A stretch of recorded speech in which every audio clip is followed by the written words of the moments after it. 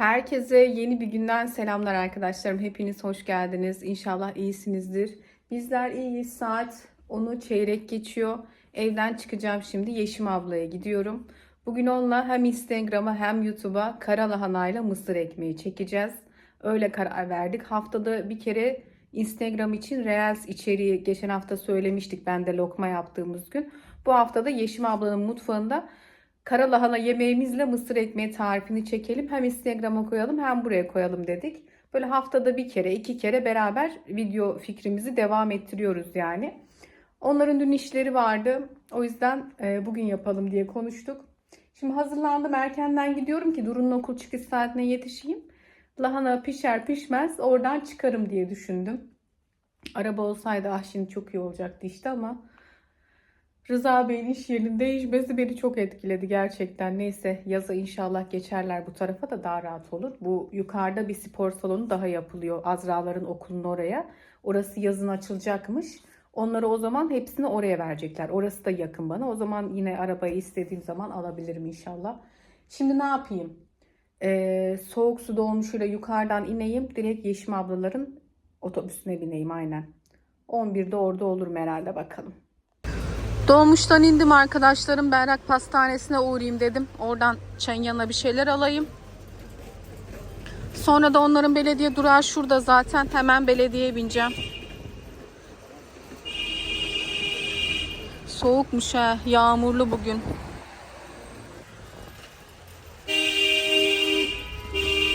Abi yemek var. Bakalım. Simit almayayım diyorum. Her seferinde simit alıyorum da şöyle poğaça alayım ama hepsi çok güzel görünüyor. Şöyle hem poğaça aldım hem şu sandviçlerden aldım. Şimdi kart alalım. Fatih'e bin dedi. Tıp Fakültesi, Kozlu, Topbaşı, Fatih Belediyesi'ne bindim. Ay çok soğuk bugün. Şu sıcak tutuyor ama neyse. Belediyeyle yukarı dolanmayayım dedim. Yol ayrımında iniverdim zaten buradan da yakın. Geldik bakalım. Yeşim abla giyinmiş. Beni bekliyor şimdi. Lahanaları hemen düdüklüye atacağız lahana yemeğini. Mısır ekmeğini yapacağız. Bekliyor beni. Geldim. Üşüdüm bayağı. Vay. Evet, bugün Yeşim Hanım'ın mutfağındayız. Günaydın, hayırlı Günaydın, sabahlar hoş herkese. geldiniz. Hoş bulduk. Saat 11'e geldi. Bugün mutfağımızda lahana ekmeğiyle lahanayla mısır ekmeği pişecek. Hem reelsini çekeceğiz hem buraya da gösteririz zaten arkadaşlarım. Şurada çekelim dedik. Burayı ayarladık. Yeşim abla lahanaları temizlemiş. Yok, Şık başlayalım. yıkadım. Yıkamış onları. Öyle şöyle kabımız da var. Bakın. Böyle de Başlayacağız giyindik. bakalım. Biz böyle giyinmeyi sevdik yalnız. Diyorum ki Aynen. aynı renkte yelek de alalım da gene reels çekimlerinde kullanırız. İyi oluyor böyle. Aslında böyle Elif'le hani şunu mu yapalım, bunu mu? Dur orayı kes. Tamam. Aslında Elif'le dedik ki şunu mu yapalım, bunu mu yapalım? En son aklımıza mısır ekmeğiyle karalahana geldi. Aynen. Dedik, bunu Tam yapalım, mevsimi bunu ya, burada bol yani. Tabii her yerde yoktur da. Aynen. Zonguldak'ta şu an tam zamanı. Bir ara katmer yapsak dedik. Hı. Onu da yaparız ya. Öbür hafta da katmer yaparız. Geçenki sevildi, inşallah bu da sevilir. Aynen. İnşallah bakalım. güzel olur bakalım. Hadi bize kolay gelsin. Başlayalım. Yeşim Hanım'la başladık. Bakın. Birazdan Elif Hanım'la devam edeceğiz. Evet, mısır ekmeğini sonra yapacağız. Böyle. Böyle. Bir su yıkadım ama tabii birkaç su daha yıkayacağız. Bak bu kalınlığı koymayayım değil mi? Lahanaları kesiyoruz önce. Sen nasıl yapacağımızı tarif edelim. Soğanı keseceğiz. Kavuracağız. Önce bunu haşlayacağız tabii. He, Lahanaları unuttum. haşlayacağız arkadaşlarım. Hatta su koyalım ocağa, kaynasın. Normalde ben şey severim. Bak görüyor musun? Toprak mı? Hı? Toprak. Yıkayacağız zaten ya. Yine bir 3 tur yıkayacağız zaten yine. İlla ki oluyor. Köy lahanası olduğu için Bartın lahanası almış Tek Yeşim yıkadın abla. da. Aynen. İlla ki çıkıyor. Dün ıspanak yaptım ben.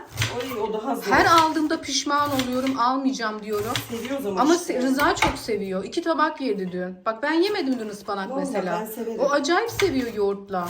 Ama her aldığımda almayacağım diyorum. O köylü ıspanağıydı. Nasıl arındırdım ben bilmiyorum. Zor oluyor ya. Diyorlar ya sebzeler. bütün vitamini gidiyor. Yıkamayıp ne yapacaksın topraklı?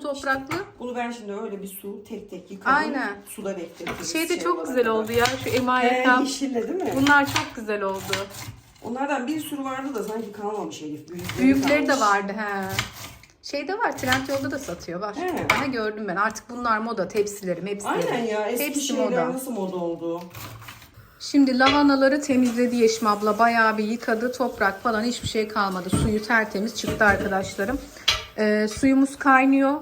Bir 7-8 dakika haşlayacağız. Ondan sonra zaten düdüklüde pişireceğiz bunu biliyorsunuz. Önden bir haşlama mutlaka yapılıyor. Lahanalar haşlanıyor arkadaşlarım.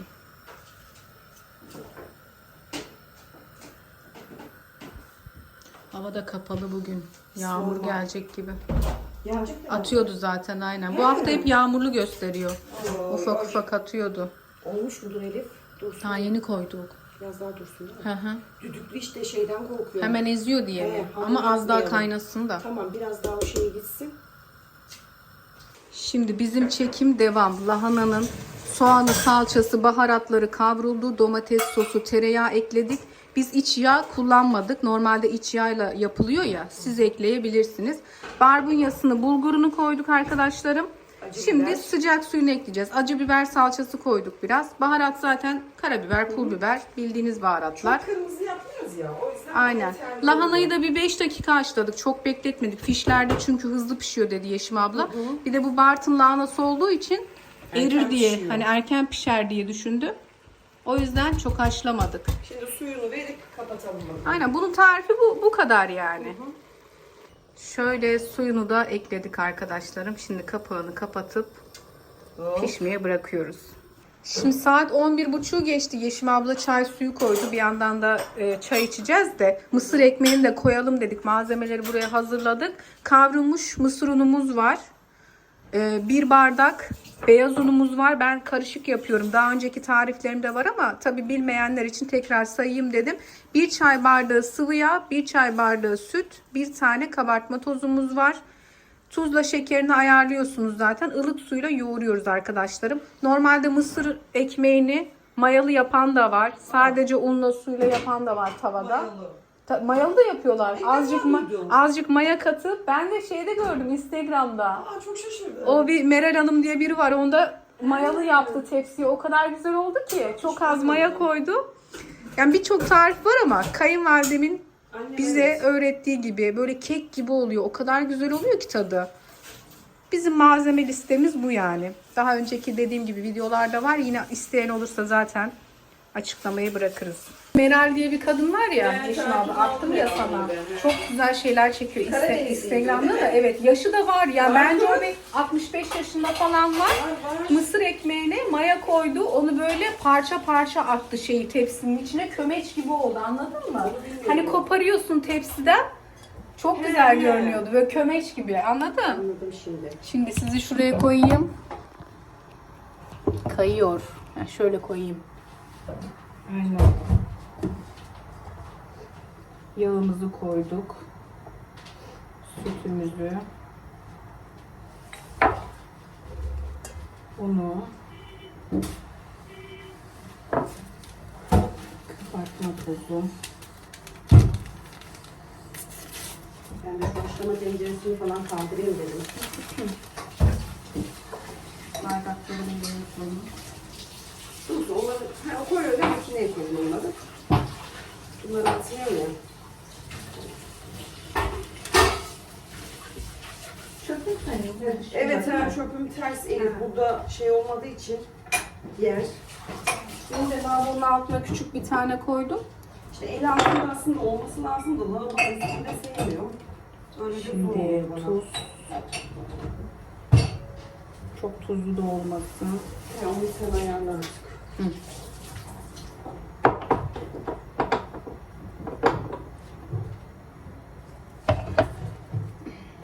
Şeker bayağı koyuyoruz.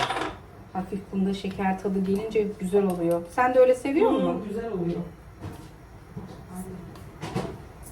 Düdüklüyü de unutmayayım da ben. Bunun ayarını sen biliyorsun canım. Fişlerlere baktım o gün Evkur'da, bana herkes Elif'ciğim mutlaka fişler al yazmışsınız. Ama güzel. Çok Bir ara güzel. dedim, videoda dedim bir ara ondan da kaptıracağım dedim. Kaptıra kaptıra bir hal olduk valla. Ama o fişleri... Ama 4 litresini alma sakın, iç haznesi küçük oluyor demişler. Öyle mi? Bu seninki 6,5 değil mi? 6. 6 al dediler. İç haznesi 4,5'un daha küçük oluyormuş. Ama şöyle aslında bana sorarsanız en mantıklısı ikili. Niye dersen He. çorba falan hani az bir şey yaptığında o daha ufak ya böyle. He. Biri 4, biri 6. Çünkü 8 Bilmiyorum. falan da çok. 6'lı 18 bindi Evkur'da. 6'lı. 4,5 13 O kadar küsürdü. olmuş mu? Tabii taksitli daha çok şeye gelir onun bence. O kadar artmış. Yani. Aa, ben o zaman belki izleyen hatırlayan arkadaşlar vardır, sen de hatırlarsın. Barış bana anneler günü neydi 1000 liraya almıştı. Ay dedim Karaca tencere seti 1000 1000 lira. lira değil mi? Ha, O düdüklü zaman 1000 da lira. 1000 lira iyi paraydı Tabii yani. Karaca set de 1000 liraydı Elif o zaman. Şimdi bunun çizgisi çıkacak. Ben onu... Mısır ekmeğimiz hazır arkadaşlarım. Kıvamını şöyle göstereyim size. Zaten ölçüleri vermiştim. Suyu böyle yoğurdukça, yaptıkça katıyorsunuz. Kıvamı böyle oluyor. Şimdi tepsiye bunu döküp üstünü ıslatıp şöyle düzleyeceğiz. Doğru fırına vereceğiz. Lahanayı kapattı Yeşim abla. Kaç dakika tuttu? 10 dakika durmadı sanki. Durmadı. O çizgi çıkınca sadece 5 dakika oldu kapattım. Valla pişmiş yani. Vallahi iyiymiş bu. Ama sadece ne biliyor musun? Şimdi bu çizgiler inene kadar ellemiyorum. O zaman içinde de Anladım. pişiyor ya. O yüzden He. zaten erken kapatıyorsun. Ay, iyiymiş o. Burada Evet. da mısır Tabii. ekmeğimiz hazır arkadaşlarım. Lahanamız pişti arkadaşlarım. Azıcık tuz ekledik. Tuzu eksikti. Bakar mısınız? O kadar güzel pişmiş ki. Bir yandan da kahvaltı sofrası hazırladık. Hı hı, Çay beraber. içeceğiz. Kahvaltı yapacağız. Elif Bunun getirdi. son finalini çekeceğiz. Tadım testi. Mısır ekmeğinin pişmesini bekliyoruz. Güzel oldu ya. Ama bak Vallahi. onu da güzel çekeceğiz ha. Kaba koyacağız şöyle. Aynen. Bana bak sen gözükeyim diye. Güzel güzel. Lahanamız. Hadi like'larınızı bekliyoruz. Aynen. Lahanamızın patlaması lazım. Şimdi bu dinlensin. Elif sağ olsun poğaça falan sandviç getirmiş. Hemen şipşak bir kahvaltı hazırladık beraber. Kahvaltımızı yapalım. Karnımızı da doyuralım. Evet. Şimdi kahvaltı soframız da hazır arkadaşlarım. Hemen şöyle bir şeyler hazırladık. Zaten daha ne olsun, Allah bereket versin. Mügemizi de açtık. Şu baksanıza bugün uyuyor bu adam. Bu adam deli ediyor beni her seferinde. İtiraf edene kadar gıcık edecek insana. Neyse. Çaylar da geldi. Bize afiyet olsun. Biz kahvaltımızı yaptık. Zamanımız da kaldı. Duru'nun okul saatine göre ayarlıyoruz ya. Aynen. Neyse yetişirim okula da. Mısır ekmeğimiz pişti. Çok güzel görünüyor. Onu şimdi tabağa aktaracağız. Lahanayı da dedik sunumunu şunda yapalım. Yeşim ablanın böyle bir kabı vardı. Buna koyalım dedik. Bakalım. Bir şeyler çekiyoruz arkadaşlarım. İnşallah videosu güzel olacak dediğim gibi. Saat 2'yi geçti. Okula yetişmeye çalışıyorum. Lahana yemeğini, mısır ekmeğinin tadına baktık. Çekimimizi yaptık. Valla hem keyifli de oldu. Kahvaltı da yaptık hep beraber. Şimdi ben Kozlu'ya indim. Üst kapı dolmuşuna bineceğim de. Dolmuş da en sonda saçıma başıma bakmadan çıktım. Başörtü vardı ya. Bu üst kapı dolmuşu bizim mahalleye gidiyor. Kozlu'dan binince de. Ona yetişeyim dedim. Durucum gerçi geciktiğiniz zaman öğretmen arıyor hemen de. Orada nöbetçi öğretmenin yanında bekleyebiliyor okulun içerisinde yani 5-10 dakika gecikince. Ama yetişirim yani. Ve okula yetiştim. Hatta zilin çalmasına daha 5 dakika var. Tam zamanında geldim. Saat 5'e geldi arkadaşlarım. Bana bir ağırlık çöktü. Kahve yaptım şimdi. Instagram'a çektiğimiz Reels'i editledim ve seslendirmesini yaptım. Müziğini ayarladım. Tarifleri yazdım. Onu kaydettim. Akşam orada paylaşacağım. Lahanayla mısır ekmeği çok güzel olmuştu. Çok da keyifli yaptık. Hem güldük, hem sohbet, hem kahvaltı keyfimizi yaptık. Güzel bir gündü yani. Tekrardan elimize kolumuza sağlık. Böyle haftada bir kere, 2 kere işte bu tarifleri hani birlikte çekelim. Hem Instagram'a içerik olsun, hem buraya birlikte bir şeyler çekelim diye böyle bir yola girmiş bulunduk. Geçen hafta başlamıştık zaten biliyorsunuz. Şimdi önümüzdeki hafta yine benim evde artık bir tarif çekeceğiz. Onu düşünüyoruz. Diyorum ki bir daha tatlı bir şey yapalım artık diyorum. Bilmiyorum, bakalım, güzeldi yani, bize göre keyifli oluyor. İzlerken siz de inşallah keyif alırsınız. Instagram'dan takip etmeyenler var tabi. Onlar için de buraya shorts video olarak koyarız yani tekrardan. Böyle kızlar odaya çekildiler. İkisinin de karnı doydu. Yemeğim var. Lahana da getirdim biraz mısır ekmeğiyle. Yeşim abla yanıma verdi yani. Dün benim ıspanak da yapmıştım. Makarna da var birazcık. Kızlar pizza yediler. Fırına pizza vermiştik de o yüzden yemekler duruyor yani. Ispanak bitsin, lahana bitsin mısır ekmeğiyle. O makarnayı bitirsinler akşam. Bugün dedim ekstra yemek yapmayayım. Şimdi yorumlarınızı cevaplıyordum. Videoya bugün hiç bakamadım daha. Daha yeni oturdum sayılır işte. Evi toparlamıştım ben sabah gitmeden. Mutfağım da temiz. Şu an bir işim yok. Rıza'yı bekliyorum. Öyle oturdum. Kahvemi içtim. Yorumlara baktım. Dyson için yazmışsınız, güle güle kullan işte, alışırsın, elin alışır zamanla diye. Alışır, yaparız yani. Bugün Yaren de gösterdi bana evden çıkmadan. Elif abla ben böyle yapıyorum diye. O da gösterdi. Yaparım yani, bakalım. Bir arkadaş şey almış, daha adını bile söyleyemiyor. Sırf özentiden ergen gibi gitti aldı yazmış. Adını herkes zor söylüyor. Adını zor söylemek değil. O anda söylerken dilin şey oluyor. Dyson Airwrap. Airwrap. Yani söylerken şey oluyorsun. Yoksa adını sanını biliyoruz. Kullanmayı da öğreniriz. Ergen gibi demiş. Yani heves ettiğimiz şeyleri alınca ergen gibi mi oluyor? Benim 2 tane kızım var. Ben kullanmazsam Azra kullanır ki Azra 16 yaşına geldi. Ben heves etmesem o heves ediyor. Ergen dediğin oysa eğer. Bizde bir sürü saç aleti var. Hani böyle birileri aldı diye değil, istediğimiz için aldık. Yani heves ettiğimiz için. O da bende, o da istiyordu.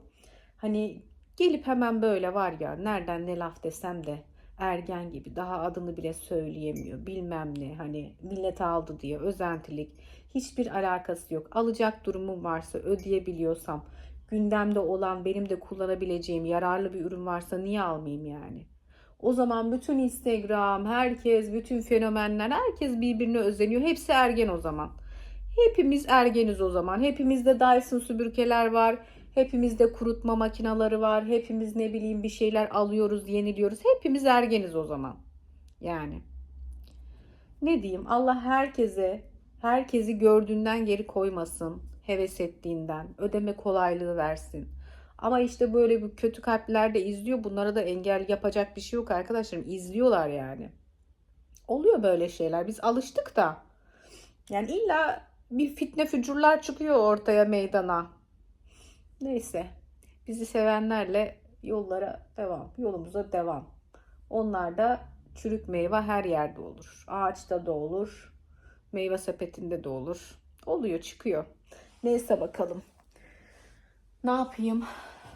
Yapacak bir şeyim yok. Aynen Rıza'yı bekliyorum. Biraz daha yorum yazayım. Saatler 11'i gösteriyor. Bulaşık makinesini dedim çalıştırayım. Doldurdum. Şimdi çayımla da veda edeceğim. Bu videoyu dedim kapatayım. Güzel, keyifli bir gündü. İnşallah siz de keyifle izlemişsinizdir. Yarın kısmetse görüşürüz. Hoşça kalın.